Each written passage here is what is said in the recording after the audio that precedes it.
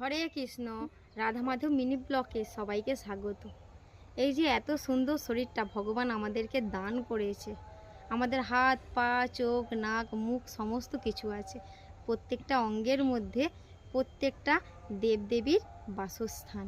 তাহলে আমরা বলবো না কেউ ভুলেও যে আমি হচ্ছে কৃষ্ণ ভক্ত, অন্য দেবতা বা অন্য দেবীদেরকে আমি মানব না বা এ করবো না, তাদেরকে অবজ্ঞা করব, এটা কিন্তু আমাদের বলাটা ভুল, অন্যায়, পাপ।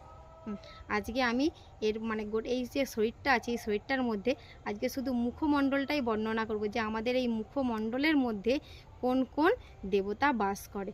যেমন আমাদের হচ্ছে অগ্নিদেব হচ্ছে বাক শক্তি, এই যে আমরা কথা বলছি, এই কথা বলার শক্তিটা হচ্ছে অগ্নিদেব প্রদান করছে, এর অধিষ্ঠাত্রী দেবতা।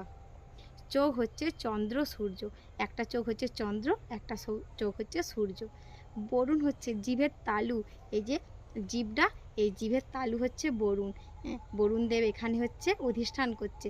এর ফলে আমরা যে কোনো প্রসাদ গ্রহণ করি না কেন তার স্বাদটা বুঝতে পারছি, কোনটা টক, কোনটা ঝাল, কোনটা তেতো, কোনটা মিষ্টি।